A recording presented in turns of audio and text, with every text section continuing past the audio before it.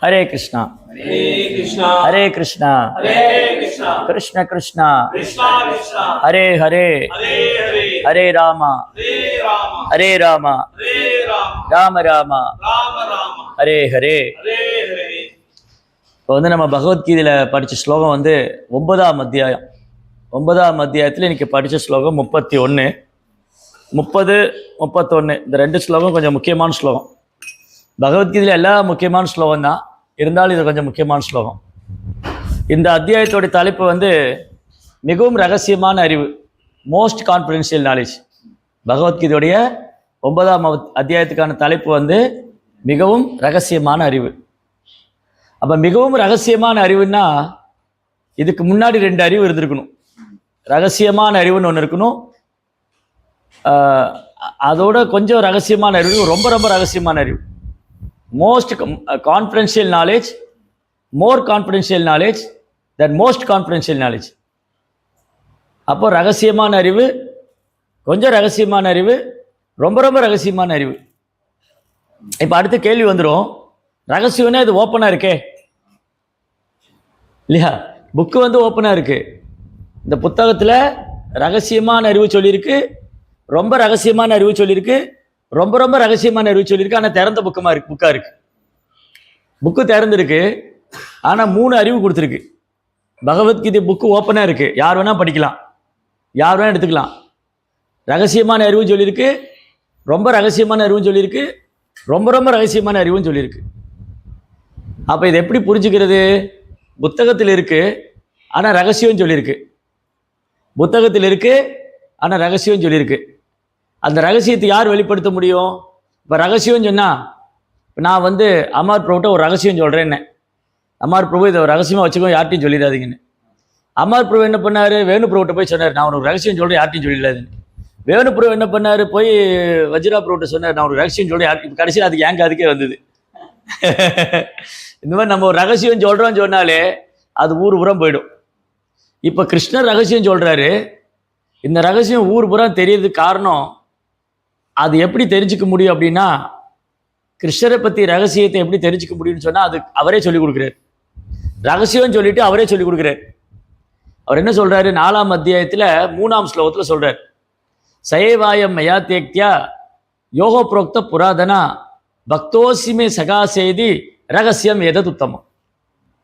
என்ன சொல்கிறார் அர்ஜுனன்ட்ட கிருஷ்ணர் சொல்கிறாரு, அர்ஜுனா, இந்த பகவத்கீதை இருக்கு இல்லையா, இது பல ஆயிரம் கோடி வருஷத்துக்கு முன்னாடி நான் சூரிய தேவனுக்கு சொன்னேன்னு.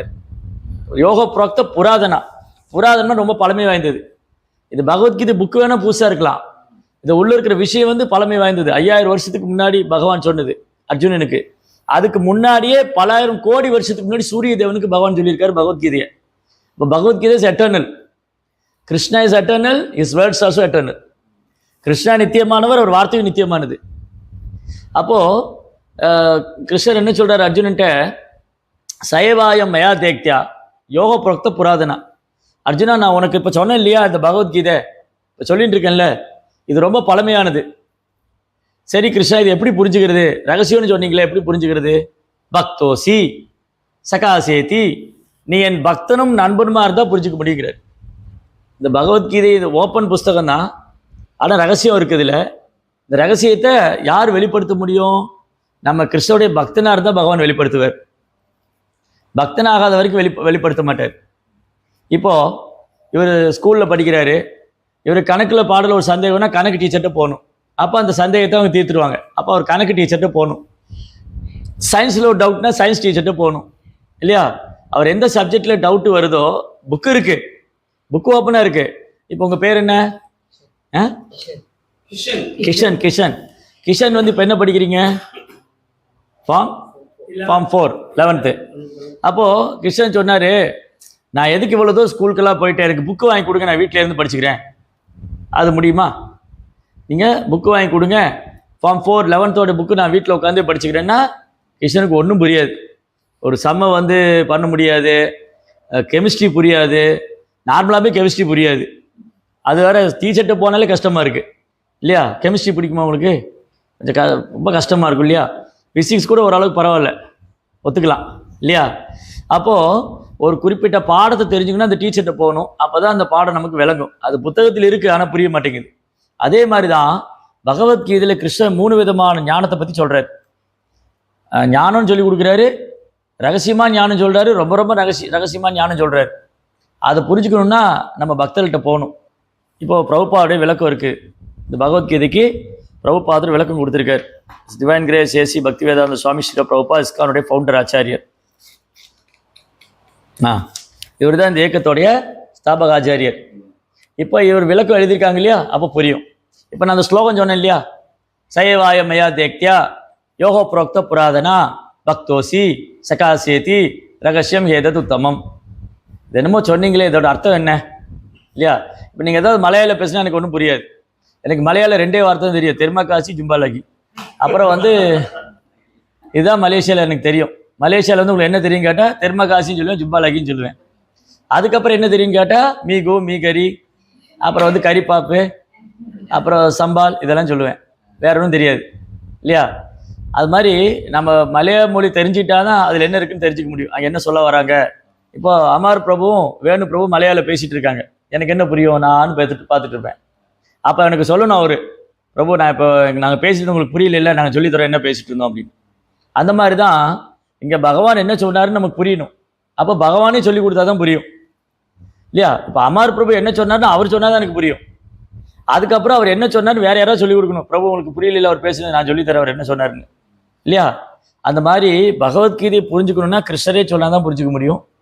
அதுக்கப்புறம் அவர் யாருக்கு புரிய வைக்கிறாரோ அவங்க புரிய வைக்க முடியும்.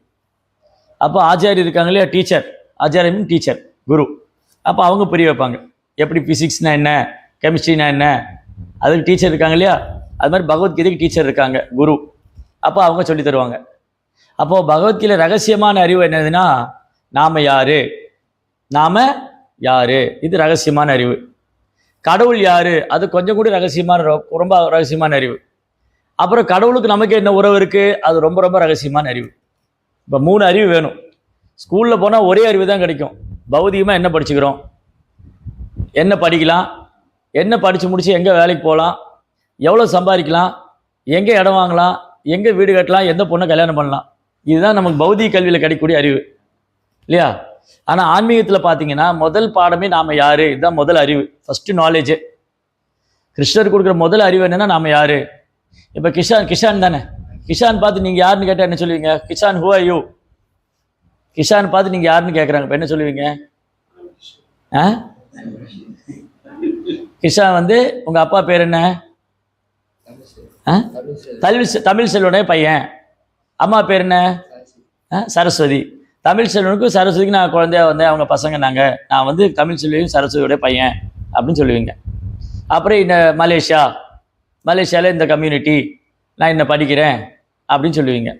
ஆனால் this is not real knowledge. இது உங்களுடைய எக்ஸ்டர்னல் நாலேஜ். அதாவது என்னென்னா, இந்த அறிவு இருக்கு இல்லையா, இப்போது நான் மலேசியா சார்ந்தவன், நான் தமிழ் செல்வனுடைய பையன், சரஸ்வதியோடைய பையங்கிறதுலாம் இந்த உடம்புல இருக்கிறனால. ஆனால் இதுக்குள்ள ஒரு அடையாளம் இருக்குது, அது ஆத்மா பற்றி சொல்லுது. அதுதான் ரகசியமான அறிவு. ஆத்மானா என்ன, அது நீங்கள் தெரிஞ்சிட்டு இருக்கீங்களா? ஆத்மா பற்றி தெரியுமா உங்களுக்கு? ஆத்மாவை பார்த்துருக்கீங்களா? அப்புறம் எப்படி சொல்கிறீங்க?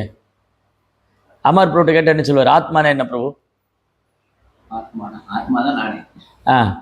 எப்படி நீங்கள் சொல்கிறீங்க ஆத்மா தான் நீங்கள் என்ன? ஆத்மா இல்லைனாக்கா அந்த உடம்பு இருக்கு. ஏன் எப்படி சொல்கிறீங்க ஆத்மா இல்லைன்னா உடம்பு இல்லைன்னு? ஏன்னா அந்த ஆத்மா அழியாதது, உடம்பு அழியக்கூடிய. சரி, எப்படி சொல்கிறீங்க ஆத்மா அழியாது உடம்பு அழியுதுன்னு? ஏன்னாக்கா இந்த உடம்புக்கு மட்டும் தான் தோற்றங்கள் ஏற்படுது, ஆத்மாவுக்கு தோற்றங்கள். உடம்புக்கு தோற்றம் இருக்குது, ஆத்மாவுக்கு தோற்றம் இல்லை. சரி, வேணு பிரபு என்ன சொல்கிறீங்க? ஆத்மா பற்றி வேணு பிரபு என்ன சொல்கிறீங்க? பார்த்தீங்களா எவ்வளோ பாயிண்ட் இருக்குன்னு?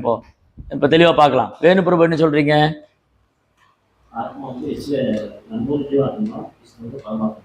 சரி, அது ரெண்டாவது. ஃபஸ்ட்டு நாம் யார்? ஃபஸ்ட்டு அறிவு நாலேஜுக்கு வருவோம், அப்புறம் கான்ஃபிடென்ஷியல் நாலேஜுக்கு போகிறோம், அப்புறம் மோஸ்ட் கான்ஃபிடென்ஸ் நாலேஜுக்கு போவோம். First knowledge. Who are you, நீங்கள் யார்? பழைய சினிமா பாட்டு ஒன்று வந்து, நான் யார் நான் யார் நான் யார் அப்படின்னு ஒருத்தர் பாடினார் இல்லையா? நம்ம யார்? ஆத்மா. எப்படி சொல்கிறீங்க நான் ஆத்மான்னு? ஆத்மாவை பார்த்துருக்கீங்களா? ஆத்மாவோட செல்ஃபி எடுத்திருக்கீங்களா? ஆத்மாவுக்கு எதாவது ரொட்டி சன்னா கொடுத்துருக்கீங்களா? அப்புறம் எப்படி சொல்றீங்க ஆத்மா இருக்குன்னு? ஆத்மாவுக்கு யாராவது பரோட்டாலாம் கொடுத்துருக்குறோமா? எப்படி சொல்றோம் ஆத்மா இருக்குன்னு? உங்க ஆத்மாவை காமிங்களே கொஞ்சம், நான் பார்க்குறேன். எப்படி உங்க பேர் மறந்துட்டேன். பிரகாஷ். பிரகாஷ் பிரகாஷ் உங்க ஆத்மாவை காமிங்களே, நான் பார்க்கணும். காமிக்க முடியுமா? அப்ப எப்படி சொல்ற ஆத்மா இருக்குன்னு? ஆத்மா இருக்குன்னு அதோட அடையாளம் என்ன? கான்சியஸ்னஸ் இல்லையா? உணர்வு இல்லைன்னா ஆத்மா இல்லைன்னு அர்த்தம். புரிஞ்சுதா கிஷான்? இப்போ ஒரு திருடி இறந்து வீட்டில் போனால் அவர் அங்கே தான் படுத்திருக்காரு. நீங்கள் இறந்து வீட்டுக்கு போயிருக்கீங்களா? டெத் வீட்டுக்கு போயிருக்கீங்களா? சப்தம் உங்களை தாத்தாவோ பாட்டியோ இல்லை முன்னாடி பெரியவங்களா யாராவது இறந்து போயிருப்பாங்க. அப்போ எல்லாம் அழுதுட்டு இருப்பாங்க இல்லையா? சுற்றி உட்காந்து ஐயோ போயிட்டியே, சொல்லாமல் போயிட்டியே, சொல்லியிருந்தா நானும் வந்திருப்பேனே, நேற்று வரைக்கும் ரொட்டி சேனல்லாம் சாப்பிட்டியே, நீ நல்லா தான் இருந்த இல்லையா? எங்கே போயிட்டாங்க? தானே படுத்திருக்காங்க. எங்கே போயிட்டாங்க? எங்கே போயிட்டாங்க? யார் போயிட்டாங்க? ஆத்மா போயிடுச்சு. அப்போ எங்கிருந்து வந்தது தெரியல. ஆத்மா எங்கிருந்து வந்தது தெரியாது, எங்கே போச்சுன்னு தெரியாது. இடைப்பட்ட நாளில் மட்டும் அகங்காரம் இருக்கு, நான் இல்லையா? எங்கிருந்து வந்தோம் தெரியாது, எங்கே போகிறோன்னு தெரியாது. ஆனால் இடைப்பட்ட நாளில் பாருங்க, என்ன எப்படி நீ அப்படி சொல்லலாம்? நான் யார் தெரியுமா? நான் இஸ்ரேல், நான் ஈரா மேலே குண்டு போட்டு நாடு இல்லாமல் பண்ணிடுவேன். அவன் இஸ்ரேல் சொல்லுவான், நான் யார் தெரியுமா? நான் இஸ்ரேல் இல்லாமல் பண்ணிடுவேன். நீ முதல்ல எங்கிருந்து வந்த? ஈரான் காரணி நீ எங்கிருந்து வந்தாய்? இஸ்ரேல் காரணி நீ எங்கிருந்து வந்தாய்? அமெரிக்கா காரணி நீ யார்?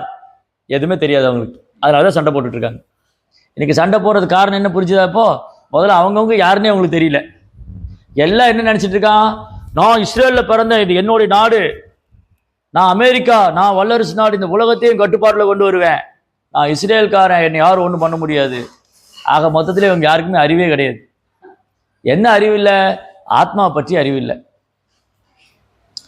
அப்போ ஒரு பக்தர் கேள்வி கேட்டார். பரீட்சித் மகாராஜன் ஒரு பக்தர் இருந்தார். அவருடைய குரு சுகதேவ் கோஸ்வாமின்னு ஒருத்தர். அவர்கிட்ட பரீட்சித் மகாராஜ் கேள்வி கேட்கிறார், ஏன் மக்கள் இப்படி இருக்காங்க? ஏன் மக்கள் கடவுளை பற்றி நினைக்க மாட்டேங்கிறாங்க? கடவுளை பற்றி நினைக்கிறாங்க. நீங்கள் எப்போ கடவுளை பற்றி நினைப்பீங்க? ஏதாவது கோயிலுக்கு போனால் சாமி கும்பிடுவீங்க, ஆனால் என்ன கும்பிடுவீங்க? பரீட்சையில் மார்க் வாங்கணும்னு கும்பிடுவீங்க இல்லையா? அப்போ உங்கள் தேவைக்கு தான் கோயிலுக்கு போனீங்க, கடவுளை பற்றி தெரிஞ்சுக்கிறதுக்காக போல இல்லையா? நம்ம எல்லாருமே எப்படி போயிட்டு இருந்தோம்னா, எனக்கு நல்ல வேலை கிடைக்கணும், நல்ல சம்பளம் கிடைக்கணும், நல்ல பொண்ணு கல்யாணம் பண்ணணும், நல்ல மார்க் வாங்கணும், நல்ல இடத்துல வேலைக்கு போகணும், நிறைய சம்பாதிக்கணும் இல்லையா? இது வியாபாரம். இது போய் கடவுள்கிட்ட சொல்றது வியாபாரம் இல்லையா? அப்போ நீங்கள் கேள்வி கேட்கலாம், ஏன் கடவுள்கிட்ட தானே பிரார்த்தனை பண்ண, என்ன தப்பு இருக்குன்னு கேள்வி கேட்கலாம் இல்லையா? நான் கடவுள்கிட்ட தானே பிரார்த்தனை பண்ணேன், கடவுள்கிட்ட ஏன் பிரார்த்தனை பண்ணணும்? இப்போ கிஷானுக்கு அப்பாட்ட போய் சொல்லி கொடுத்தா உங்களுக்கு ஸ்கூல் ஃபீஸ் கட்டுறாரா? அப்பாட்ட நீங்கள் கேட்டு தான் உங்களுக்கு ஸ்கூலுக்கு கொண்டு போய் விடுறாரா? அப்பாட்ட கேட்டு தான் உங்களுக்கு ட்ரெஸ் வாங்கி கொடுக்குறாரா? இல்லையே. கிஷானுக்கு என்ன தேவையோ செய்ய வேண்டியது அப்பாவுடைய கடமை. நீங்கள் அப்பா தமிழ் செல்வனுடைய பையன், கிஷான் தமிழ் செல்வனுடைய பையன். கிஷானுக்கு என்ன பையனுன்னு அவங்க அப்பாவுக்கு தெரியும். கிஷான் போய் கேட்டு தான் செய்யணும்னு அவசியம் இல்லை. கிஷான் அவங்க அப்பாட்ட போய் எனக்கு பர்த்டே ட்ரெஸ் வாங்கி கொடு, எனக்கு தீபாவளிக்கு ட்ரெஸ் வாங்கி கொடு, எனக்கு ஸ்கூல் ஃபீஸ் கட்டு, எனக்கு ஷூ வாங்கி கொடு, எனக்கு சைக்கிள் வாங்கி கொடு, எனக்கு மொபைல் வாங்கி கொடு, இதெல்லாம் கேட்டால் செய்யணும். கேட்க வேண்டியது இல்லையே. அப்பாவுடைய கடமை பையனுக்கு செய்வார். நம்ம நினச்சிட்டு நம்ம போய் கேட்டுதான் எங்கள் அப்பா செய்வார்னு. உங்கள் கேட்டால் அவங்க அப்பா எல்லாம் செய்கிறார் உனக்கு இல்லையே. அப்போது கிருஷ்ணர்கிட்ட கடவுள்கிட்ட ஏன் போய் நம்ம கேட்கணும்? நம்ம கடவுளுடைய குழந்தைங்க, நமக்கு என்ன தேவை அவருக்கு தெரியும், என்ன கொடுக்கணும்னு. அப்போ அவர்கிட்ட வியாபாரத்துக்காக நம்ம போகல. அது நிறைய பேர் அப்படி தான் நினச்சிட்டு இருக்காங்க. முதல்ல கடவுள்கிட்ட எதுக்கு போகிறோன்னு தெரிஞ்சுக்கணும், முதல்ல நம்ம யாருன்னு தெரிஞ்சுக்கணும். அப்போது முதல்ல இதுதான் ஃபஸ்ட்டு பகவத்கீதையோட ஃபஸ்ட்டு டீச்சிங்கை நான் இந்த உடம்பு இல்லை ஆத்மா. அப்போ ஆத்மா எப்படி இருக்கும்? ஆத்மாவை பார்த்தவங்க இருக்காங்களா? ஆத்மாவுடைய அளவு என்ன? அது இந்த உடம்புல எங்கே இருக்கு இல்லையா? இப்போ அவர் சொன்னார் ஆத்மாவுடைய அறிகுறி உணர்வு. ஒரு இறந்து போன உடம்புக்கு உணர்வு இருக்குமா? இப்போ கிஷானுக்கு உட்காந்துருக்கீங்க, டே கிஷானு நீ ஒரு நாய் அப்படின்னு சொன்னால் நீங்கள் சண்டைக்கு வந்துடுவீங்க. இப்போ நான் இங்கே உயிரோடு இல்லை, இங்கே படுத்திருக்கேன், என்ன பிரபு நீங்கள் ஒரு நாயின்னு சொன்னா நான் அப்படின்னு சத்தம் போடுவேன்னா? ஏன்னா எனக்கு உணர்வு இல்லை, நீங்கள் என்ன சொன்னா கேட்க போகிறது இல்லை இல்லையா? நீங்கள் என்ன அடித்தா வலிக்குமா, என்ன திட்டினா வலிக்குமா? ஏன்னா அந்த உடம்புல ஆத்மாவே இல்லை. ஆனால் நான் உயிரோடு இருக்கும்போது என்ன சொன்னால் கோவம் வருது. இங்கே நம்ம ஊரில் என்ன பண்ணுவாங்கன்னா, ஒருத்தன் உயிரோடு இருக்கும்போது திட்டிகிட்டே இருப்பான், செத்ததுக்கு அப்புறம் நல்லவன் சொல்லுவான். நீங்கள் பார்த்துருக்கீங்களா? எப்பவும் அப்படிதான். உயிரோடு இருக்கும்போது ஐயோ அவன் அப்படிங்க இப்படிங்க சண்டை போட்டு அவனை திட்டி செத்து போனதுக்கப்புறம் அடடா அவர் மாதிரி நல்லவரே இல்லைங்கம்மா. அப்போ என்னாச்சு, அவர் செத்து போயிட்டார். இனி வந்து எழுந்திரிச்சு வந்து கேட்க போறாரா, என்ன ஏன் திட்டினாரு இல்லையா? இனி புகழ்ந்தாலும் கேட்க போறதில்ல, திட்டினாலும் கேட்க போறதில்ல. நம்ம ஊர்ல வந்து நினைச்சிங்க, அரசியல்வாதிகள் இருப்பாங்க, 2 பேர் பயங்கரமா சண்டை போட்டுக்குவாங்க. இந்த தலைவர் அவர் திட்டுவாரு, அந்த தலைவர் இவர் திட்டுவார். செத்து போனதுக்கு அப்புறம் அவர் ரொம்ப நல்ல தலைவருங்கம்மா, இருக்கும்போது சொல்லலை, ஏன்னா இருக்கும்போது சொல்லலை, செத்து போனதுக்கு அப்புறம் சொன்னான். இன்னைக்கு எழுந்து வந்து கேட்கவா போறாரு, ஐயோ அவர் என்ன புகழ்ந்தாருன்னு இல்லையா? அதனால இங்க உலகத்துல என்ன நடக்குதுன்னு சொன்னா, முதல்ல நம்ம யாருன்னே நமக்கு தெரியல, நம்ம அதை மறந்து போயிட்டோம். அப்போ அந்த பக்தர் கேட்டார், பரிசித் மகாராஜா வந்து சுகதேவ் கோஸ்வாமிகிட்ட கேட்டாரு, ஏன் மக்கள் இப்படி இருக்காங்க, ஏன் வந்து கடவுளை மறந்து இருக்காங்க, அப்படியே கடவுள்கிட்ட போனாலும் வியாபாரத்துக்காக போறாங்க, என்ன காரணம், ஏன் மக்கள் வந்து கடவுளை நினைக்கிறது இல்லை? நீங்க ஒரு நாளைக்கு எவ்வளவு தூரம் கடவுள் கிருஷ்ணரை நினைப்பீங்க, கடவுளை எவ்வளவு தானே நினைக்கிறீங்க? ஏதோ ஒரு 2 நிமிஷம் 3 நிமிஷம் நினைச்சா பெரிய விஷயம் இல்லையா? அது நமக்கு ஒரு நாளைக்கு 24 மணி நேரம் இருக்கு இல்லையா? அப்ப ஏன் நம்ம கிருஷ்ணரை நினைக்கிறது இல்லை? அதுக்கு ரொம்ப அழகா பதில் சொன்னார். இன்னைக்கு மக்கள் வந்து 1000 விஷயங்கள் தெரிஞ்சுக்கிறது ஆர்வமா இருக்காங்க. எலெக்ஷன்ல யார் ஜெயிக்க போறா, யார் ஆட்சியை பிடிக்க போறா, யார் யாரோட கூட்டணி வச்சிருக்கா, எந்த நடிகர் கல்யாணம் பண்ண போறா, இதெல்லாம் பேசிட்டு இருப்பாங்க. யார் என்ன சினிமா நடிக்க போறா, அந்த படம் எப்போ வரப்போகுது, 1000 விஷயம் பேசுவாங்க. என்ன அடுத்த சீரியல் பார்க்கலாம், இப்போ இருக்கிற சீரியல் என்ன பிரச்சனை போயிட்டு இருக்கு, 1000 விஷயம் இருக்கு. டிவி, சினிமா, டிராமா, அரசியல், சமுதாயம், கேம், அது இது, சோ மெனி திங்ஸ். சகசிரானாம் என்ன சொல்லியிருக்கு, சோத்தம் நிந்தியாந்திரி ராஜேந்திரா நினாம் சந்தி சகசிரஷு. மக்கள் 1000 விஷயம் பேசுவாங்க, ஆனால் கடவுளை பற்றி மட்டும் பேச மாட்டாங்க. 1000 விஷயம் பேசுவாங்க.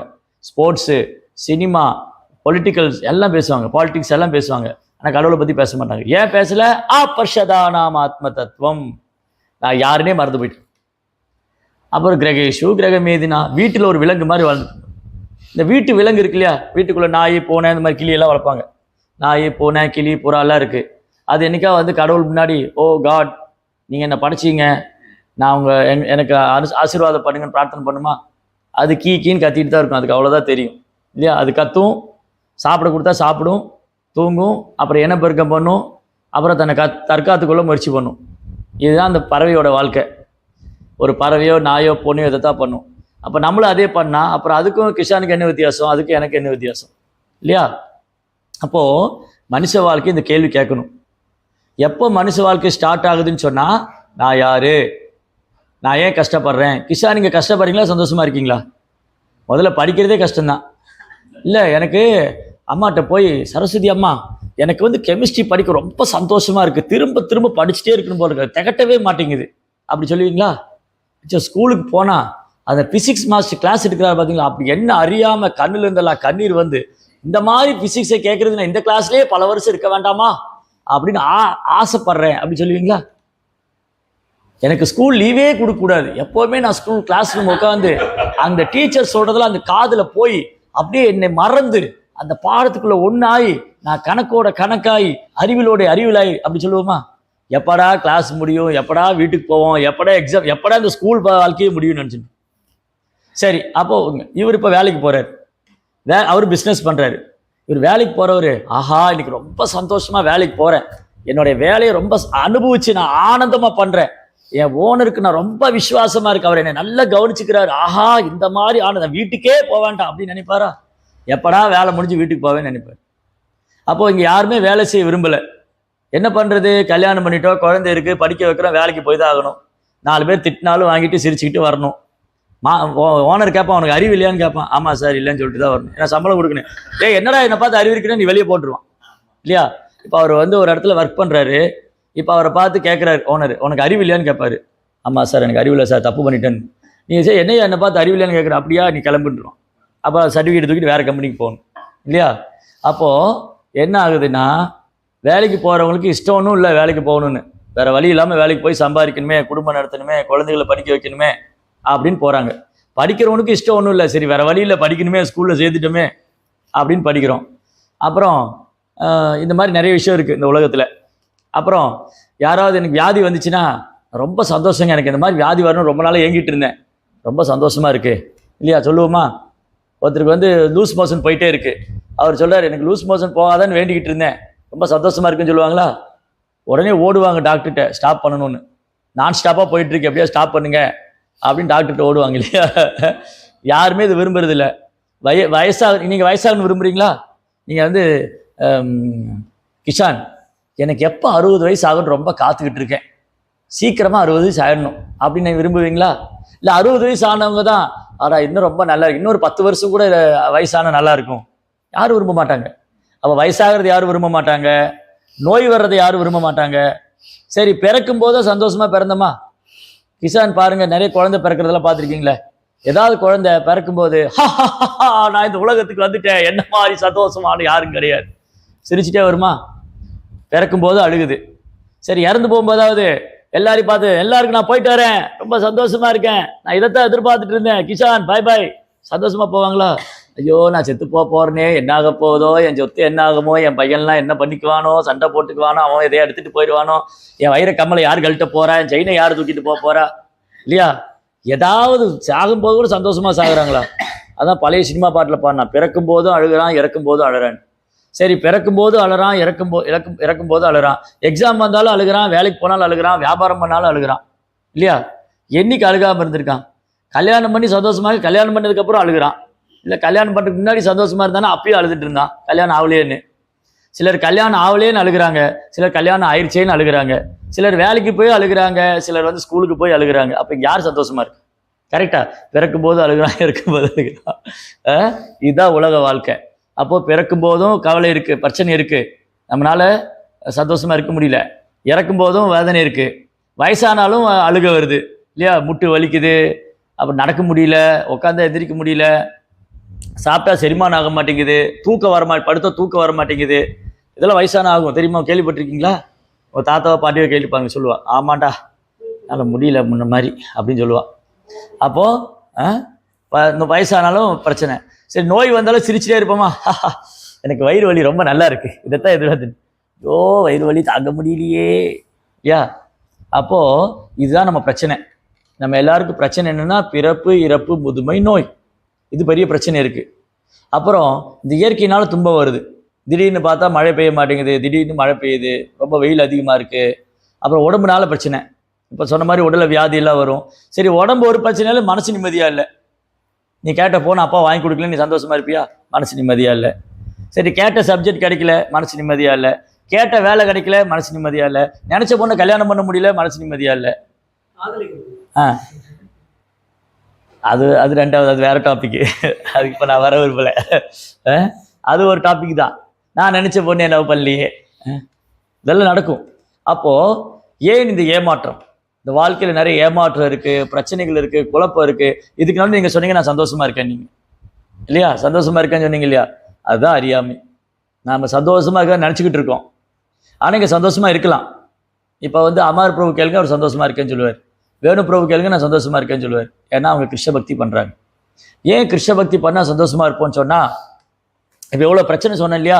இது எல்லாருக்கும், அவங்களுக்கு மட்டும் இல்லையா? என்ன அமர் பிரபுக்கும் இருக்கு, வேணு பிரபுவுக்கு இருக்கு, அவருக்கு எல்லாருக்கும் இருக்கு. ஆனா என்ன ஆகுனா அவங்கள பாதிக்காது.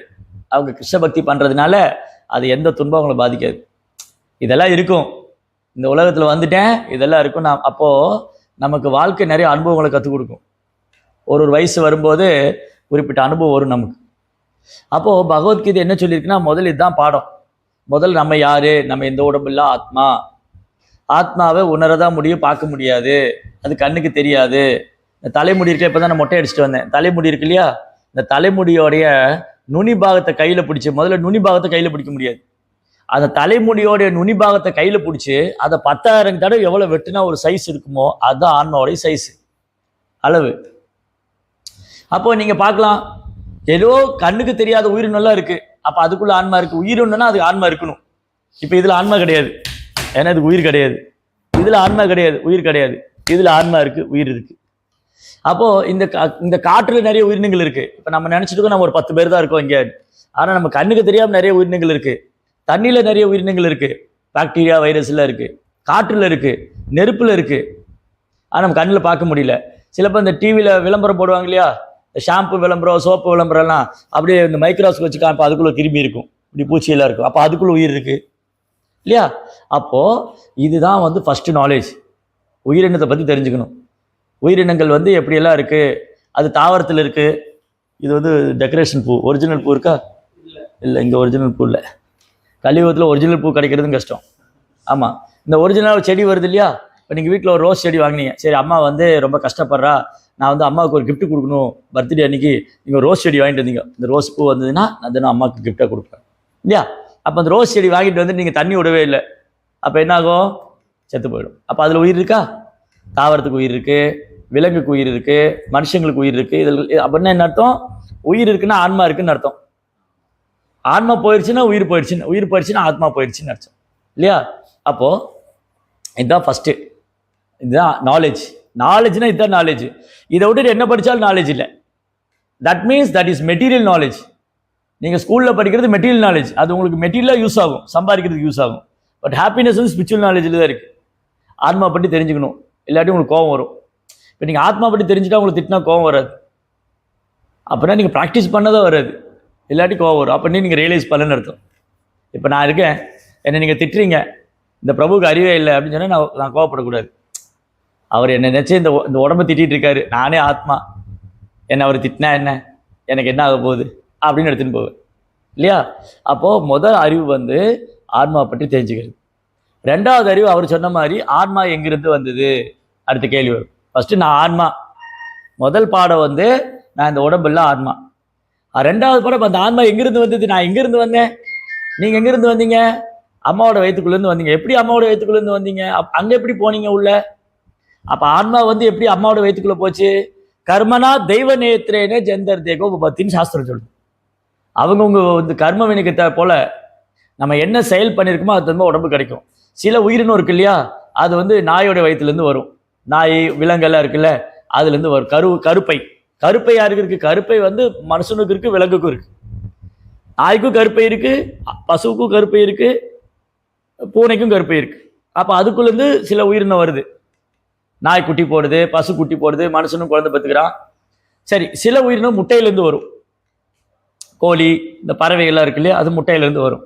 சில உயிரினம் விதையிலேருந்து வரும். இப்போ நீங்கள் வந்து ஒரு ஒரு ஒரு சின்ன விதை போட்டால் அதுலேருந்து, இப்போ மாங்காய் கொட்டை இருக்குது, மாங்காய் கொட்டையை வச்சா கொஞ்சம் நாள் மரம் வரும் தண்ணி விட்டிங்கன்னா. அப்போ சில உயிரினம் விதையிலேருந்து வருது. சில உயிரினத்துக்கான உடல் வந்து விதையிலேருந்து கிடைக்குது, சில உயிரினத்துக்கான உடல் வந்து முட்டையிலேருந்து கிடைக்குது, சில உயிரினத்துக்கான உடல் கருவிலேருந்து கிடைக்குது. அப்போ இது எப்படி நடக்குது? எல்லாருக்கும் ஒரே மாதிரி உடல் கிடைக்கல. அப்போ மனுஷங்கள் கூட எல்லாம் ஒரே மாதிரி இல்லை. சில அழகாக இருக்காங்க, சில அழகு இல்லாமல் இருக்காங்க, சில அறிவு இருக்குது, சில அறிவு இல்லை, சில வசதியாக இருக்காங்க, ஏழையாக இருக்காங்க. இந்த மாதிரி நிறைய பாகுபாடு இருக்குல்ல. ஏழை, பணக்காரன், அழகுள்ளவன், அழகில்லாதவன், அறிவுள்ளவன், அறிவில்லாதவன், மனுஷங்க, விலங்குகள், தாவரங்கள், பறவைகள், இவ்வளோ உயிரினங்கள் இருக்கு பாருங்க. இதெல்லாம் அவங்கவுங்க கர்ம வினை கேட்டால் போல் நம்ம செஞ்ச செயலுக்கு தகுந்த மாதிரி உடம்பு. இப்போ உங்கள் அம்மா வந்து உங்ககிட்ட ஒரு 500 ரிங்கெட் கொடுத்தாங்க, 500 வெள்ளி. ஒரு எங்கள் ஊரில் வந்து 500 வெள்ளின்னு எவ்வளோ வரும்? ஒரு 5000 ரூபா வருமா? கூடயே வரும். 5000 10,000 ரூபா வரும். 10,000 ரூபா வரும். அப்போ 10,000 ரூபா உங்கள் கையில் கொடுத்தா நீங்கள் அந்த 10,000 ரூபாய்க்குள்ள பொருள் தான் வாங்க முடியும். நீங்கள் 1,00,000 ரூபாய்க்குள்ள பொருள் ஆசைப்பட்டால் வாங்க முடியாது. ஏன்னா உங்கள் கையில் இருக்கிறது 10,000 ரூபா தான் இல்லையா? அந்த மாதிரி நம்ம செய்த செயலுக்கு தகுந்த மாதிரி உடல். சிலர் ரொம்ப புண்ணியம் பண்ணியிருக்காங்க, மனுஷ உடலில் இருக்கும். நம்ம ரொம்ப புண்ணியம் பண்ணியிருக்கோம், மனுஷ உடலில் இருக்கும். நாயோட உடலையே நீங்கள் புண்ணியம் பண்ணாதான் பணக்கார வீட்டில் நாயாக இருக்க முடியும். நீங்கள் நாயோட உடல் எடுத்தா கூட ரொம்ப புண்ணியம் பண்ணாதான் பணக்கார வீட்டில் எல்லாரும் தெருநாயா வெளியில் குறைச்சிட்டு இருக்கணும். அப்போது இதுதான் தீர்மானிக்குது. அப்போன்னு சொன்னால் நான் வந்து கடவுளோட ஒரு சின்ன அம்சம். இது ரெண்டாவது கான்ஃபிடென்ஷியல் நாலேஜ். ரொம்ப ரகசியமான அறிவு என்னென்னா நிறைய பேருக்கு தெரியாது. ஏன்னா நிறைய பேர் இது படிக்கிறது இல்லை. நிறைய பேர் பகவத்கீதை படிக்காதனால முதல்ல நாம் யாருன்னு தெரியல, அதுதான் அறியாமையில் இருக்கோன்னு சொல்கிறது. ரெண்டாவது கடவுள் யாருன்னு தெரியல. அது கடவுள் யாரும் நம்ம யாரு கடவுள் யாரும் தெரிஞ்சுக்கிறோம். நாம யாரு கடவுள் யாருன்னு தெரிஞ்சுனாதான் அது ரகசியமான அறிவு. அதுக்கப்புறம் அவரை கடவுளை புரிஞ்சுக்கிறதுக்கும் அவரை அடையிறதுக்கு என்ன பண்ணணும், அது ரொம்ப ரொம்ப ரகசியமான அறிவு. முதல்ல நாம யாருன்னு தெரிஞ்சுக்கணும், அது ரகசியமான அறிவு. ரெண்டாவது நாம யாரு கடவுள் யாரும் தெரிஞ்சுக்கணும், அது ரொம்ப ரகசியமான அறிவு. மூணாவது அந்த கடவுளை உணர்றதுக்கு அவரை அடைவதற்கு என்ன செய்யணும், அது ரொம்ப ரொம்ப ரகசியமான அறிவு. அந்த மூணுமே பகவத்கீதையில் இருக்கு. புரிஞ்சுதா? இப்போ இந்த மூணு நாலேஜ் பகவத்கீதையில் இருக்கு. இப்போ முதல் நாலேஜ் கிடைச்சிதா, நான் இந்த உடல் எல்லாம் ஆத்மா. ரெண்டாவது நாலேஜ் என்னது, நான் வந்து கடவுளோட சின்ன அம்சம். கடவுளுக்கு எனக்கு உறவு இருக்கு. என்ன உறவுனா இந்த அப்பா பையன் உறவு தான். எப்படி உங்க அப்பாவுக்கு உங்களுக்கு உறவு இருக்கு இல்லையா, அந்த மாதிரி தான் கடவுளுக்கு நமக்குள்ள உறவு. அவர் எஜமானன், நான் சேவகன். அவர் தந்தை, நான் குழந்தை. அதனால ஜீசஸ் கிறிஸ்து சொன்னார், ஐ ஆம் த சன் ஆஃப் காட் சொன்னார். ஜீசஸ் கிறிஸ்ட் என்ன சொன்னார் பைபிளில்? நான் இறைவனின் குழந்தை. அப்போ நம்ம எல்லாம் யாரு? நாமளும் இறைவனுடைய குழந்தை தான். அப்புறம் ஜீசஸ் கிட்ட அவரை மட்டும் சொல்லிக்கிறாரு, அவர் வந்து பெஸ்ட் சைல்டு, அவர் கடவுளுடைய குழந்தையிலே ரொம்ப நல்ல குழந்தை, கடவுளுக்கு பிரியமான குழந்தை. ஜீசஸ் கிறிஸ்ட் வந்து கடவுளுடைய குழந்தைன்னா அவர் கடவுளுக்கு பிரியமான குழந்தை. நம்ம என்ன பண்ணோம்? கடவுளை மறந்து போயிருக்கோம். நாமளும் கடவுளுடைய குழந்தைகள் தான். ஜீசஸ் தெரியுது அவர் கடவுளுடைய குழந்தைன்னு, நம்ம மறந்து போயிட்டோம். அதை சொல்றதுக்கு அவர் வந்தார். அவர் சொல்றதுக்கு தான் குருமார்கள்லாம் வராங்க. இந்த மாதிரி பிரபுபாதர்லாம் இருக்காங்க இல்லையா, இந்த மாதிரி ஆச்சாரியர்லாம் அதை சொல்லிக் கொடுக்க தான் வந்தாங்க. நம்ம இந்த உடம்புல ஆத்மா, நம்ம கடவுளுடைய குழந்தைங்க, நம்ம திரும்ப அங்கே போகணும். இப்போ நீங்கள் வந்து கிஷான் வந்து ஒரு நாள் அப்பாட்ட சண்டை போட்டார். அப்பாட்ட சண்டை போட்டு ஒரு வாரமாக பேசவே இல்லை. கோவப்பட்டு நீங்கள் வஜ்ராபுரம் வீட்டில் போய் இருந்துட்டீங்க, எங்கள் அப்பாட்ட பேச மாட்டேன்னு. ரைட்? அப்போ அவங்க அப்பா அப்படி விட்டுருவாரா? சரி பையன் போனால் போட்டோம், அவனுக்கு அவ்வளோ திமிரு இருந்தால் எனக்கு எவ்வளோ இருக்கும் அப்படின்னு விட்டுருவாரா? அவர் வருவார் வஜ்ராபுரம் வீட்டுக்கு வந்து, பிரபு அவன் தப்பு பண்ணால் கோவப்பட்டு திட்டிட்டேன், அவங்க வீட்டில் வந்திருக்கான், அவனை அனுப்பிச்சி விடுங்க, வீட்டில் வந்து ஒழுங்காக இருக்க சொல்லுங்க. இல்லாட்டி உங்கள் அம்மா அனுப்பிச்சி விட்ருவார், நீ போய் அவனை கூட்டிகிட்டு வா, நான் என்ன சொல்லிட்டேன், ஏன் போனான்னு இல்லையா? அப்போது ஒரு அப்பாவோ அம்மாவோ தன் குழந்தை தப்பு பண்ணால் கண்டிப்பாங்களே தவிர அவனை வெளியே துரத்தணும்னு நினைக்க மாட்டாங்க, அவன் வீணாக போகணும்னு நினைக்க மாட்டாங்க இல்லையா? எப்பவுமே அந்த குழந்தை என் கூடயே இருக்கணும். ஒரு அப்பா அம்மா என்ன நினைப்பா? இப்போ நான் இருக்கேன், நான் உன்னை என் கூட வான்னு கூட்டிகிட்டு போனால் அம்மா அனுப்பிச்சி வச்சு பிரபு கூட போ, நீ சாமியாரை போய் விட்டுடுவாங்களா? விட மாட்டாங்க. அது எப்படி நீங்கள் வந்து என் குழந்தைக்கு நல்ல விஷயம் சொல்லிக் கொடுங்க, உங்கள் கூட கூட்டின்னு போகிறேங்கிறீங்க, நியாயமாதுன்னு கேட்பாங்க இல்லையா? அப்போது அப்பா அம்மாவுக்கு வந்து குழந்தை மேலே ரொம்ப அன்பு இருக்குது, பிரியம் இருக்குது. அந்த குழந்தை தப்பு பண்ணால் தப்புன்னு சொல்லுவாங்க. அப்போ அது நம்ம கஷ்டமாக இருக்கும். அப்போ என்ன நான் கோவப்பட்டு சண்டை போடுறேன். சில அப்போ பையன் வீட்டை விட்டு போயிடுறான். ஆனால் அப்பா விட மாட்டார், திரும்பி அவன்கிட்ட பேசி கொண்டு வரணும், வீட்டுக்கு கூட்டிகிட்டு வரணும். அப்புறம் அவங்க யாராவது ஃப்ரெண்ட்ஸ் எல்லாம் அனுப்பிச்சு, அவங்க அம்மா எல்லாம் அனுப்பிச்சு போய் அவனுக்கு புத்தி சொல்லு வர சொல்லுங்க இல்லையா? அந்த மாதிரி தான் நமக்கும் கிறிஸ்டருக்குள்ள உறவு, நமக்கும் கடவுளுக்குள்ள உறவு என்னன்னா, அவர் தந்தை, நம்ம அவர் குழந்தைங்க, நம்ம எல்லாருமே அவருடைய குழந்தைங்க தான். நம்ம எல்லாரும் ஒரு குழந்தைங்கன்னா மனுஷங்க மட்டும் இல்லை, எல்லா உயிரினமும் கடவுளுடைய குழந்தை தான். அதனால அவர் என்ன பண்றாரு, நம்ம ஒரு வேணா நீங்க வந்துட்டா கூட, நம்ம எல்லாம் கடவுள் வேணா நீங்க வந்துட்டோம், அவர் கூட தான் இருந்தோம் நம்ம. ஆனால் அவர் ரொம்ப கருணையோடு இங்கே வர்றார். அவர் கருணையோடு இங்கே அவதாரம் பண்ணி ராமாயணம், மகாபாரதம், பகவத்கீதை, பாகவதம் மாதிரி நிறைய லீலைகள்லாம் பண்ணுறாரு, நிறைய அவதாரம் பண்ணுறாரு. எதுக்கு இதெல்லாம் பண்ணணும் கடவுள்? ஏன் கடவுள் அவதாரம் பண்ணணும்?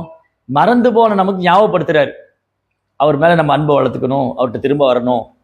அங்கே போனால் நமக்கு துன்பமே கிடையாது. கடவுளுடைய ராஜ்யத்தில் நமக்கு துன்பமே கிடையாது. அதை சொல்லி கொடுக்கறது தான் ஆச்சாரியர், குருமார்களாக வந்து. எப்படி டீச்சர் வந்து குழந்தைகளுக்கு நல்லது சொல்லி தருவாங்க இல்லையா, பாடம் சொல்லி தராங்க, அந்த மாதிரி பகவானும் பகவானது பிரதிநிதிகளும் வந்து என்ன சொல்லி தராங்க, நமக்கு பகவத்கீதை சொல்லி தராங்க. அப்போ பகவத்கீதை படிக்கும்போது நாம் யாரும் தெரிஞ்சுக்கலாம், கடவுள் யாரும் தெரிஞ்சுக்கலாம். அப்புறம் அவருக்கும் நமக்கு என்ன உறவு இருக்குது, என்ன செய்யணும் அப்படின்னா, நீங்கள் அப்பா மேலே அன்பு செய்கிற மாதிரி கடவுள் மேலே அன்பு செய்யணும். அதுதான் பக்தி. பக்திங்கிறது வேற ஒன்றும் இல்லை. நிறைய பேர் பக்தினா என்ன நினச்சிக்கிறாங்க, துறவரம் போகிறதோ இல்லை சாமியாராக இருக்கிறதோ எல்லாத்தையும் விட்டுடுறதோ, அப்படி கிடையாது பக்தினா. பக்திங்கிறது என்னென்னா, இறைவன் இடத்துல அன்பு செய்வது, அவர்கிட்ட அன்பான சேவை செய்வது. அதான் பக்திங்கிறத பிரபுபாதர் சேவைன்னு சொன்னார், பக்தி சேவைன்னு சொன்னார். பிரபுபாதர் வந்து பக்தியை பற்றி சொல்லும்போது பக்தி சேவைனார். அந்த பக்தி சேவை இருக்கு இல்லையா, அதுதான் ரொம்ப ரொம்ப ரகசியமான அறிவு. அதுதான் இந்த அத்தியாயம் சொல்லுது, இந்த அத்தியாயத்தில். அதனால இந்த ரகசியமான அறிவு பண்ணக்கூடிய நாலேஜ், இந்த கொடுக்கக்கூடிய நாலேஜ் இருக்கு இல்லையா, இந்த ரகசியமான அறிவு இருக்குல்ல, அது கிருஷ்ணருக்கு அன்பு செய்வது, அவருக்கு பக்தி செய்கிறது. இதுதான் எல்லா வேதங்களுடைய சாரம். எல்லா வேதமும் இதுதான் சொல்லியிருக்கு, எல்லா புராணங்களும் இதுதான் சொல்லியிருக்கு. பகவத்கீதையிலே பகவானே அதான் சொல்கிறார். அப்படின்னா நம்ம கடவுள் மேலே அன்பு செய்யணும்னா எல்லாத்தையும் விட்டுடணுமா? அவசியம் இல்லை. நீங்கள் ஸ்கூலுக்கு போகிறீங்களா, தாராளமாக போகலாம். அவங்க டீச்சராக இருக்காங்களா, தாராளமாக இருக்கலாம். அவங்க ஹவுஸ் ஒய்ஃபாக இருக்கலாம், தாராளமாக இருக்கலாம். அவர் பிஸ்னஸ் பண்ணுறாரா, தாராளமாக பண்ணலாம். இவர் வந்து வேலைக்கு போகிறாரா, தாராளமாக போகலாம்.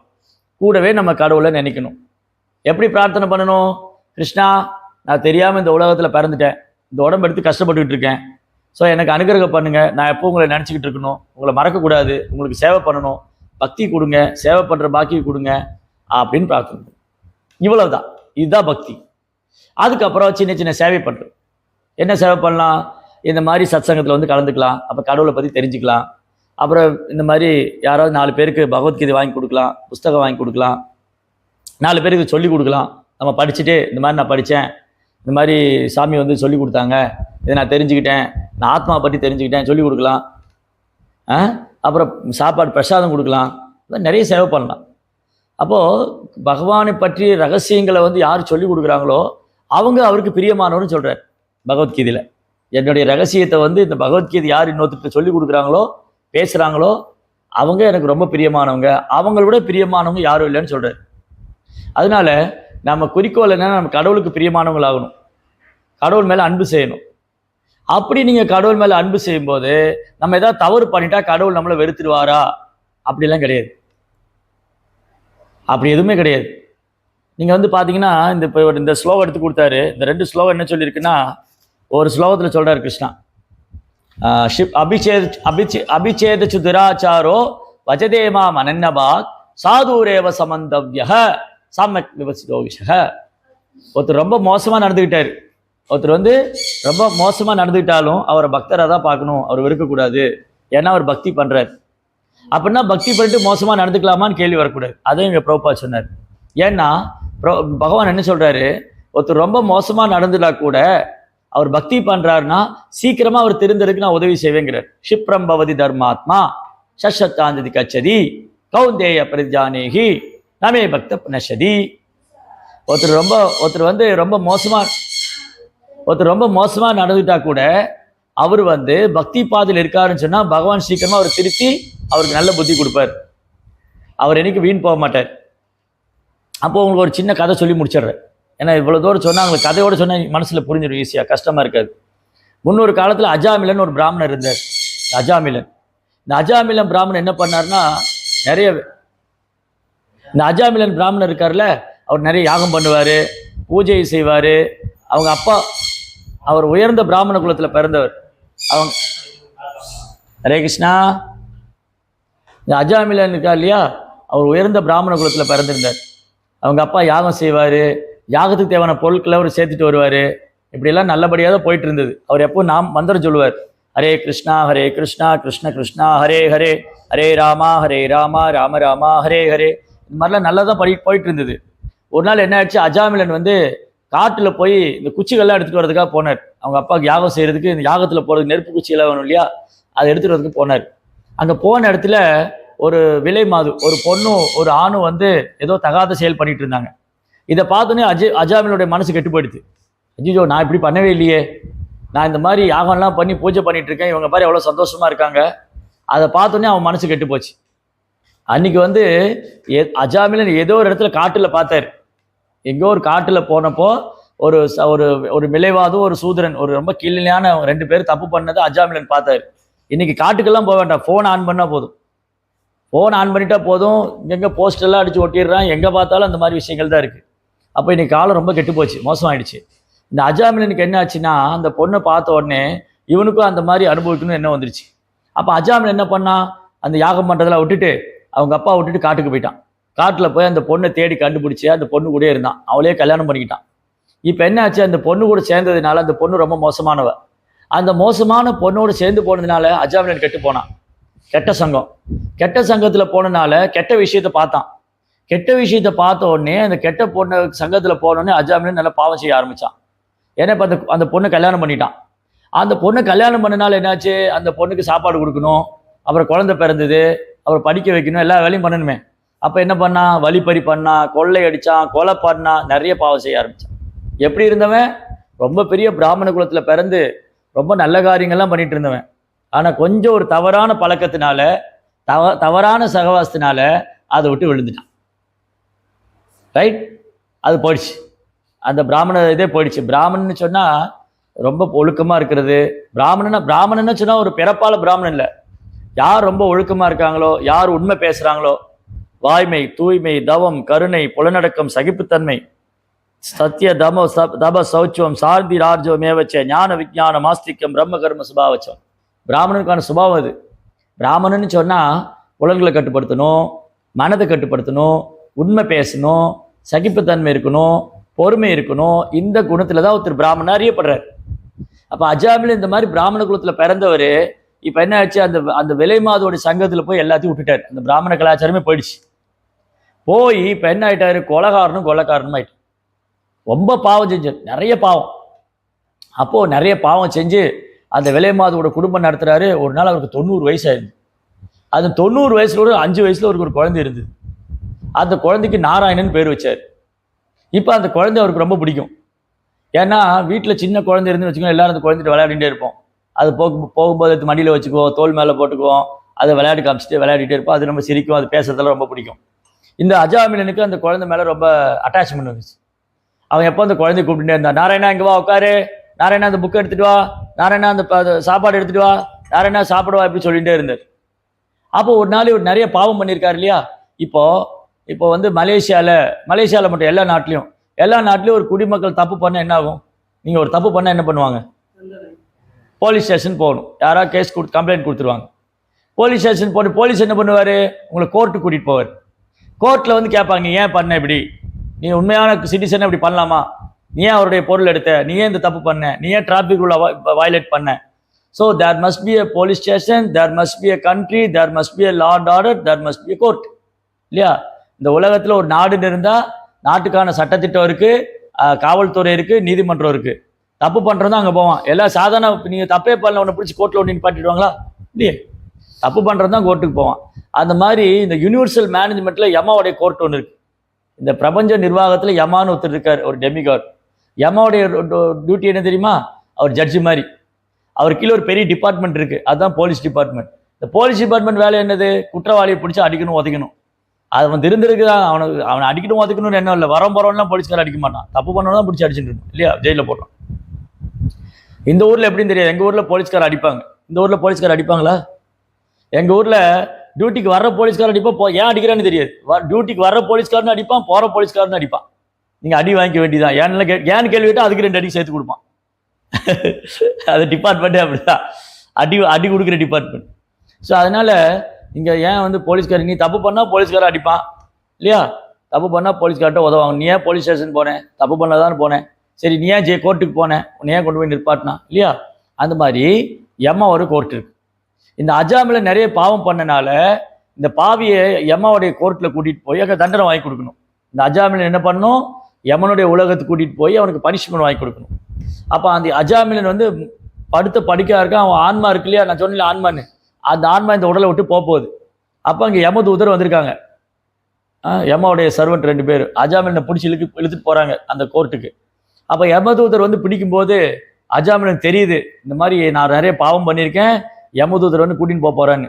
ஆனால் என்ன பண்ணுறது? அவன் அந்த அழுகையில் உடம்பெல்லாம் வேதனை, படிக்கா இருக்கார். உடம்பெல்லாம் மரணம் வரும்போது உடம்புல வந்து ஒரு 10,000 தேள் கொட்டினா எப்படி இருக்கு? தேள் பார்த்துருக்கீங்களா? அது 10,000 தேள் கொட்டினா எப்படி வலி இருக்கும், அந்த வலி இருக்கும். அந்த மாதிரி இந்த அஜாமிலனுக்கு ரொம்ப வேதனை, உடம்பு உடனும். அந்த நேரத்தில் யமதூதர் வந்து அவனை பிடிச்சி இழுத்துட்டு போகிறாங்க பனிஷ்மெண்ட்டுக்கு. அப்போ இந்த அஜாமிலன் என்ன பண்ணா, தன் குழந்தைய ஒரு தடவையாவது பார்க்கணும், ஏன்னா இந்த உடலை விட்டு போப்பாரு, செத்து போப்பாருன்னு தெரிஞ்சு போச்சு. அதனால அந்த குழந்தைய வந்து அங்கே பக்கத்தில் விளையாடிட்டு இருக்கு. 5-6 வயசு குழந்தை தான். அந்த குழந்தை கூப்பிட்டான், நாராயணா நாராயணா நாராயணா அப்படி கூப்பிட்டு உடலை விட போறான். அப்படி நாராயணன் சொன்ன உடனே இந்த யமதூதர் பிடிச்சி இழுத்துட்டு இருந்தான் அவனை. யமனுடைய தூதர்கள் 2 பேரும் அவனை பிடிச்சி இழுத்துட்டு போய் யமராஜ்கிட்ட பனிஷ்மெண்ட் வாங்கி கொடுக்கணும்னு இழுத்துட்டு இருக்கான். அப்போ அங்கே 2 பேர் வராங்க, 4 கையோட வராங்க. அவங்க பார்த்தா சூரியனை போல பிரகாசிக்கிறாங்க. கண்ணெல்லாம் தாமரை இதழ் மாதிரி இருக்கு. நல்ல மழை வர்றதுக்கு முன்னாடி ஒரு மேகம் இருக்கு தெரியுமா, அந்த கலர் இருக்காங்க. மஞ்சள் நிற ஆடை உடுத்திருக்காங்க. 4 கை, சங்கு, சக்கரம், கதை, அப்புறம் வாள், 4 ஸ்வாடெல்லாம், 4 கையில 4 ஆயுதம் வச்சிருக்காங்க. அவன் வரும்போது ஸ்டாப் இட் நிறுத்துங்கன்னு சொல்லிட்டு வராங்க. நிறுத்து நீ முதல்ல, அவனை விட்டுருனா. அந்த யமதூதர் கேட்டான், நீங்க யாருப்பா, இங்க ஏன் வந்தீங்கன்னு கேட்டான். இந்த அஜாமின் ஒரு பாவி, அவனை பிடிச்சிட்டு போறோம் நாங்க, நீ எதுக்கு இங்க வந்தேன்னு கேட்டார். அப்ப அவங்க சொன்னாங்க, நீங்க அவரை கொண்டு போக முடியாது, ஏன்னா இவர் நாராயணோட பேரை சொல்லியிருக்காரு. நாராயண் வந்து விஷ்ணுவோட நாமம். அந்த விஷ்ணுவோடைய பேரை சொன்னதுனால இவன் பாவியா இருந்தாலும் இவனை இங்க கூட்டிட்டு போக நான் அனுமதிக்க மாட்டோம். இவங்க யாரு சொல்றா, இந்த 4 பேர் விஷ்ணு தூதர். இந்த 2 பேர் 4 கையோட வந்தாங்க இல்லையா, இந்த 4 கையோட வந்தவங்க விஷ்ணு தூதர்கள். இந்த விஷ்ணு தூதர்கள் சொல்றாங்க, நீங்க அஜாமில கொண்டு போக நாங்கள் அனுமதிக்க மாட்டோம், ஏன்னா அவன் விஷ்ணுவோடைய நாமத்தை சொல்லியிருக்காரு, இறைவனுடைய நாமத்தை சொல்லியிருக்காரு. அவர் பாவமே பண்ணியிருந்தாலும் நீங்க கொண்டு போக நான் விட மாட்டோம், ஏன்னா இப்ப அவர் விஷ்ணு கூப்பிட்டுருக்காரு. ஆனா அவர் யாரை கூப்பிட்டாரு? அவர் பையனை தான் கூப்பிட்டாரு. ஆனா என்னன்னு கூப்பிட்டாரு? நாராயணன். இப்ப புரியுதா ஏன் முன்ன வந்து நம்ம பெரியவங்க எல்லாம் கடவுளுடைய பேர் நமக்கு வச்சாங்கன்னு? இப்ப வந்து கிருஷ்ணா, கோவிந்தா, ராதா கிருஷ்ணா, விஷ்ணு, இந்த மாதிரி பேர் வைக்கிறாங்க இல்லையா, கேசவன் இல்லையா, இந்த மாதிரி பேர் வைக்கும்போது அவங்க கடவுளுடைய பேரை சொல்லிட்டு இருக்காங்க. இன்னைக்கு என்ன ஆயிடுச்சு, கலியுகத்தில் அதுவும் போய் இப்போ லேட்டஸ்டாக பேர் வைக்க ஆரம்பிச்சிட்டாங்க. வாயிலே வராத பேரெல்லாம் பப்பி, குப்பி, நிம்மி, ஜிப்பி, நாய்க்குட்டிக்கு வைக்கிற பேரெல்லாம் வைக்கிறான். நாய்க்குட்டிக்கு கடவுள் பேரை வச்சிருக்கான், மனுஷ குழந்தைகளுக்கு நாய்க்குட்டியோட பேர் வச்சிருக்கான். கூப்பிடுறது பப்பி, குப்பி, ஜிப்பி. அவன் நாயாக தான் போகணும் அடுத்த லைஃப்ல. அப்போ கடவுள் எப்படி நினைக்க முடியும்? அன்னைக்கு என்ன பேர் வச்சாங்க? லக்ஷ்மி, சரஸ்வதி, கங்கா. அப்படி கூப்பிடும்போது அந்த கடவுளுடைய பேரை சொன்ன பலன் கிடைக்கும். அப்படியாவது பலன் கிடைச்சிடும். இப்போ நாராயணன் சொன்னா அந்த அஜாமில கடவுளை நினைச்சு சொல்லலை, அவன் கடவுளை மறந்து போயிட்டான். ஆனா பையனை நாராயணன் கூப்பிட்டான், ஆனா பேரு நாராயணன் வச்சிருந்தான். ஆனா கிருஷ்ணர் எப்படி எடுத்துக்கிட்டாரு? இவன் என்னத்தான் கூப்பிட்டான்னு அங்கே வந்துட்டு. இதுதான் கடவுள். பகவானுக்கு நீங்க தெரியாம அவர் கூப்பிட்டா கூட அவர் வருவார். இப்ப அஜாமில என்ன சொன்னாரு? தன் பையனை தான் கூப்பிட்டாரு. அப்ப விஷ்ணு என்ன சொன்னாராம்? இந்த அஜாமில என்ன கூப்பிடுறாரு, நீங்க உடனே போய் அவனை காப்பாத்துங்கன்னாராம். எந்த சமயத்துல? அவன் யமலோகத்துக்கு போக வேண்டியவன். யமலோகத்துல போனா தண்டனை இருக்கு, ஒவ்வொரு பாவத்துக்கும் தண்டனை இருக்கு. இப்ப ஜெயிலில் போனோம்னு வச்சுக்கோங்களேன், சிலர் ஆயுள் தண்டனை கைதியா போடுவாங்க, சிலர் தூக்கு தண்டனை கைதியா போடுவாங்க, சிலருக்கு 50 வருஷம் ஜெயிலு, 10 வருஷம் ஜெயிலு, இது மாதிரிலாம் இருக்கு இல்லையா? அவன் பண்ண தப்புக்கு தகுந்த தண்டனை கிடைக்கும். அப்போ இந்த அஜாமிலனுக்கு நிறைய தண்டனை கொடுக்க வேண்டி இருந்தது. நிறைய நரகலோகம்லாம் இருக்கு. நீங்க சிக்கன் சாப்பிட்டீங்கன்னா உங்களை கும்பி பாகம் நரகத்துக்கு கொண்டு போவாங்க. அந்த கும்பி பாகத்துல கொழுந்து விட்டு எரியல என்ன குப்பரை இருக்கும், அதுல உங்களை போட்டு பறிப்பாங்க. நீங்க சிக்கனை பொரிச்ச மாதிரி உங்களை பறிப்பாங்க. அந்த மாதிரி ஒரு நரகம் இருக்கு. இந்த லஞ்சம் வாங்குறவங்க அவங்கள சுச்சி முகான்னு ஒரு நரகம் இருக்கு. இப்போ கவர்மெண்ட்ல நிறைய ஸ்டாஃப்ஸ் எல்லாம் இருக்காங்க இல்லையா? இங்க லஞ்சம்லாம் வாங்கலாம், கவர்மெண்ட் ஸ்டாஃப் இந்தியாவில் நிறைய வாங்குவாங்க. அவன் என்ன பண்ணுவான்னா, மக்கள்கிட்ட லஞ்ச பணம் வாங்குறவங்கள சுச்சி முகா நரகத்துக்கு கூட்டு போய் தையல் மிஷில் வச்சு தைப்பாங்க. அவனை யோசிச்சு பாருங்க எப்படி இருக்குன்னு. இந்த மாதிரி 28 நரகலோகம் இருக்கு. அதெல்லாம் புராணங்கள் இருக்கு, பாகவதத்துல, கருட புராணத்துல எல்லாம் இருக்கு. அப்ப இந்த அஜாமில நரகத்துக்கு போக வேண்டியவன், நிறைய பாவம் செஞ்சான் இல்லையா? நரகத்துக்கு போக வேண்டியவன் அவன் நாராயணன் சொல்லிட்டாரு. ஆனா பகவானை கூட கூப்பிடல, தன் குழந்தை தான் கூப்பிட்டாரு. பகவான் என்ன பண்ணிட்டாரு? உடனே தன் தூதர்களை அனுப்பிச்சு வச்சிட்டாரு, அவனை காப்பாத்துங்க. அதனாலதான் பகவத்கீதையில பகவான் என்ன சொல்றாரு? நேகாபிக்கிரம நாசோஸ்தி பிரத்யவாயோ ந வித்யதே ஸ்வல்பமப்யஸ்ய தர்மஸ்ய திராயதே மகதோபயா. நீங்க கடவுளுக்கு ஏதாவது ஒரு சின்ன சேவை பண்ணாலும், கடவுளுக்கு ஏதாவது சின்ன சேவை பண்ணாலும் அது பெருசா எடுத்துட்டுருவார். இந்த உலகத்துல நீங்க யாருக்கா பெருசா பண்ணாலும் நீ எனக்கு என்ன பண்ணிட்டேன்னு கேட்பாங்க. இந்த உலகத்துல நீங்க யாருக்காவது பெருசா ஏதாவது பண்ணா கூட நீ என்ன எனக்கு பண்ணிட்டேன்னு கேட்பாங்க. ஆனா கடவுளை பொறுத்த வரைக்கும் நீங்க சின்னதா ஒரு சேவை பண்ணா கூட அவர் பெருசா எடுத்துட்டுருவார். இந்த அஜாமிலன் கொஞ்ச காலம் தான் கடவுளோட பேர் சொல்லிட்டு இருந்தார், அப்புறம் விட்டு விலகிட்டார். அவர் அதை விட்டுட்டார். ஆனா பகவான் எப்படி எடுத்துட்டாரு? அவர் கொஞ்ச காலம் என்னுடைய நாமத்தை சொல்லிட்டு இருந்தார் இல்லையா, அவர் விடக்கூடாது, அவரை காப்பாற்றணும் அப்படின்னு விஷ்ணு தூதரை அனுப்பிச்சு வச்சிட்டார். அதனால ஒரு பக்தனுக்கு என்னைக்குமே இழப்பே வராது, நஷ்டமே கிடையாது. கடவுள் எப்படி இருந்தால் அந்த பக்தனை காப்பாத்திட்டே இருப்பார். இதெல்லாம் அஜாமிலன் பார்க்குறாரு, மரணப்படுக்கையில் இருந்துட்டு இதெல்லாம் பார்த்தாரு. அந்த யமதூதர் அவங்களை பிடிச்சிட்டு போக வந்தது, இவர் நாராயணன் குழந்தையை கூப்பிட்டது, அப்போ அங்கே விஷ்ணு தூதர் வந்தது, இதெல்லாம் பார்க்குறாரு. அப்புறம் இந்த விஷ்ணு தூதர் சொல்லுவாங்க, நீங்கள் அவனை விட்டுட்டு போயிடுங்க, அவனை கூட்டிகிட்டு போகாதீங்க. இவங்களுக்கு ஒரே சந்தேகம் யமதூதர்களுக்கு. அவங்க போய் யமராஜ்கிட்ட போய் கேட்பாங்க. யமராஜ்கிட்ட போய் கேட்குறாங்க, நீங்கள் நிறைய பாவிகள்லாம் கொண்டு வர சொன்னீங்க, எங்களுக்கு இப்போ ஒரு சந்தேகம் இருக்குன்னு சொன்னேன். நீங்கள் அந்த சந்தேகத்தை நீங்கள் தான் தீர்த்து வைக்கணும், நீங்கள் தான் என்னுடைய மாஸ்டர். யமதூதர்களுக்கு யமராஜ் தானே மாஸ்டர், அவர் தான் தலைவர். அந்த தலைவர்கிட்ட போய் கேட்டாங்க, நீங்கள் நிறைய பாவிகளை கொண்டு வர சொல்லியிருக்கீங்க, நாங்களும் எவ்வளோ பாவிகளை கொண்டு வந்திருக்கிறோம், நீங்கள் அவங்களுக்கு தான் தண்டனை கொடுத்துருக்கீங்க. ஆனால் இன்னைக்கு ஒரு பாவியை கொண்டு வர போனோம், 2 பேர் தடுத்தாங்க, அவர் கொண்டு போகக்கூடாதுன்னு சொன்னாங்க. அப்போ உங்களுக்கு மேலே ஒரு அதிகாரி இருக்காரா? உங்களுக்கு மேலே ஒரு தலைவர் இருக்கிறாரா? அப்போ உங்கள் வார்த்தைக்கு என்ன மதிப்பு? அப்போ யார் வேணாலும் பாவம் செஞ்சா அவங்க தப்பிச்சுக்குவாங்களா? அவங்களுக்கு தண்டனை கிடையாதா? அப்படின்னு இந்த யமதூதர்கள் போய் யார்கிட்ட கேட்குறாங்க? யார்கிட்ட கேட்டாங்க? பார்த்துட்டீங்க, யமராஜ்கிட்ட கேட்குறாங்க. அப்போ யமராஜ் சொன்னார், அப்படி என்ன நடந்தது சொல்லுங்க, எங்கே போனீங்க, என்ன நடந்தது? அப்போ இவங்க சொல்கிறாங்க, இந்த மாதிரி அஜாமிலன் ஒரு பிராமணன் இருந்தான், அவன் நிறைய பாவம் பண்ணியிருந்தான், அவனை பிடிச்சிட்டு வர்றதுக்காக நாங்கள் போனோம். அப்போது அவனை பிடிச்சிட்டு வரும்போது அங்கே அந்த அஜாமிலன் நாராயணன் சொன்னார். அப்போ 2 பேர் அவனை தடுத்து எங்களை கொண்டு வர விடாமல் பண்ணிட்டாங்க, அவரை கூட்டிகிட்டு போக வேண்டாம்னு சொன்னாங்க. அப்போ யமராஜ் சொல்லுவார், யார் ஒருத்தர் நாராயணன் நாம சொன்னாங்களோ, பகவானுடைய நாமத்தை உச்சரித்தாங்களோ அங்கே நீங்கள் போகாதீங்க, அது உங்கள் டிபார்ட்மெண்ட் கிடையாது, அது பகவான் பார்த்துக்குவாரு. அப்போது ஒரு ஒரு எவ்வளோ பெரிய பாவம் ஒருத்தர் செஞ்சிருந்தாலும், நம்ம கூட இருக்கோம், இதுக்கு முன்னாடி எவ்வளோ பாவம் செஞ்சுருக்கலாம், ஆனால் இப்போ நம்ம நாமம் சொன்னால் அந்த பாவத்திலிருந்து நம்ம கடவுள் விடுவிச்சிருவார். அப்படின்னா கேள்வி கேட்கக்கூடாது, அப்போ பாவம் செஞ்சுட்டு பண்ணலாமான்னு கேட்கக்கூடாது, அதுக்கு டபுள் பனிஷ்மெண்ட் கிடைக்கும் இல்லையா? அப்போது கிருஷ்ணர் என்ன பண்ணுறாருன்னா ரொம்ப அழகாக சொல்லி கொடுத்துருக்காரு. என்னது? நீங்கள் பாவம் செஞ்சுதான் பரவாயில்ல, என்ன சரணாகதி பண்ணுங்க, என் பக்தராங்க, உன்னை எல்லா பாவத்தையும் நான் விடுவிச்சிறேன்னு சொல்கிறார். பகவத்கீதை சொல்லியிருக்கார் கடைசி அத்தியாயத்தில், சர்வதர்மான் பரித்யஜ்ய மாம் ஏகம் சரணம் ரஜா அகம் துவா சர்வ பாபேபியோ மோக்ஷாமி மா சுச்சா. பயப்படாதீங்க. நீங்கள் இதுக்கு முன்னாடி நிறைய பாவம் பண்ணியிருக்கலாம், கோழி கழுத்தை திருகியிருக்கலாம், இல்லை அப்படியே சாப்பிட்ருக்கலாம், நீங்கள் என்னெல்லாம் பண்ணியிருக்கலாம். சரி பரவாயில்ல, மன்னிச்சு விட்டுறேன், இனி அதை பண்ணாதீங்க, எனக்கு பக்தி பண்ணுங்க, நான் உங்களை காப்பாற்றிடுறேன்னு சொல்கிறேன். இதுக்கு மேலே யார் கேரண்டி தரணும்?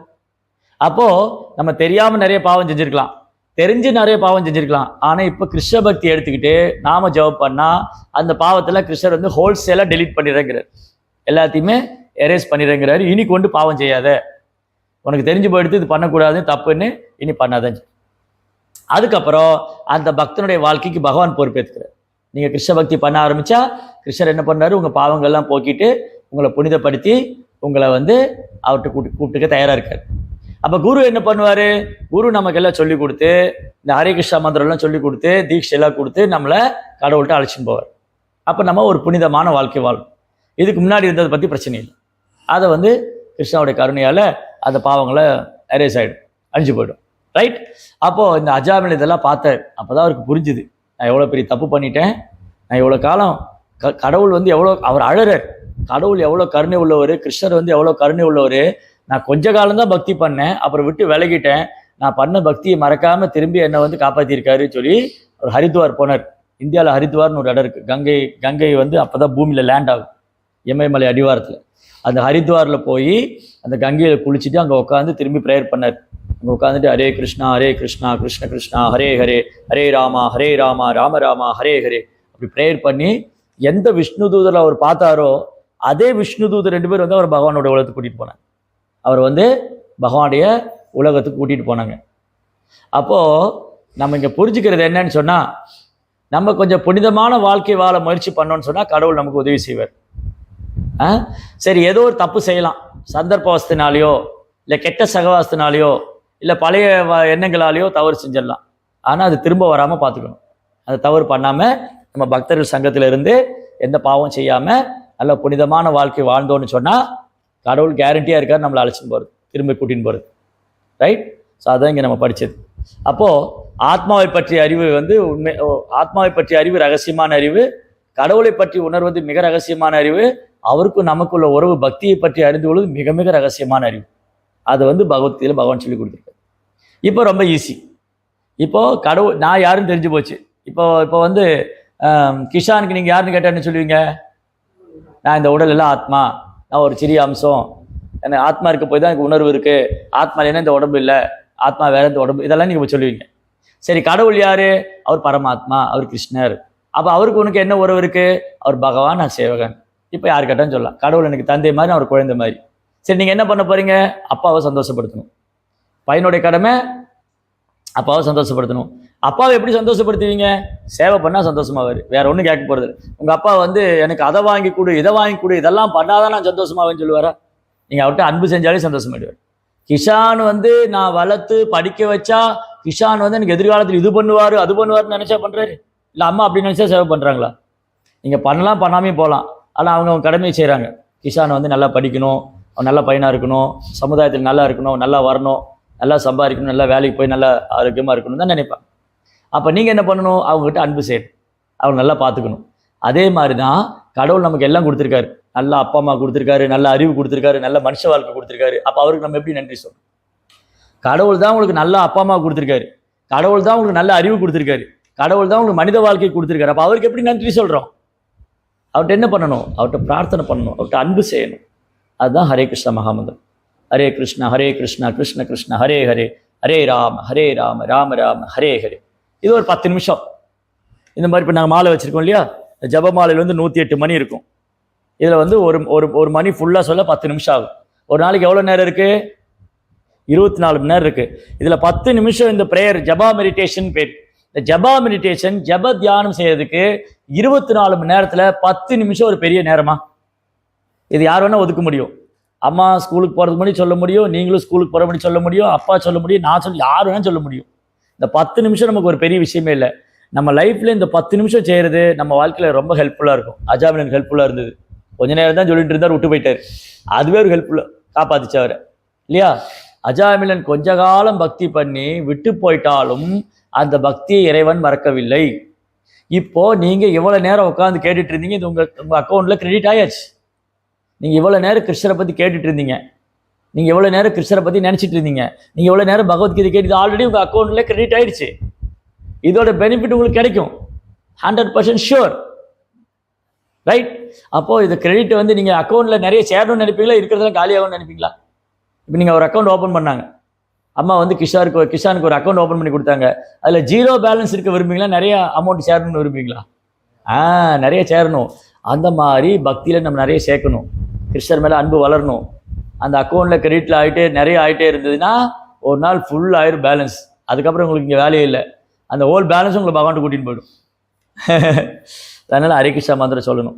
ஸோ நீங்களும் சொல்லுங்க, தினமும் 10 நிமிஷம் ஜெபமாலை கொடுத்துருங்க. உங்களுக்கு கொடுத்துருக்கீங்களா?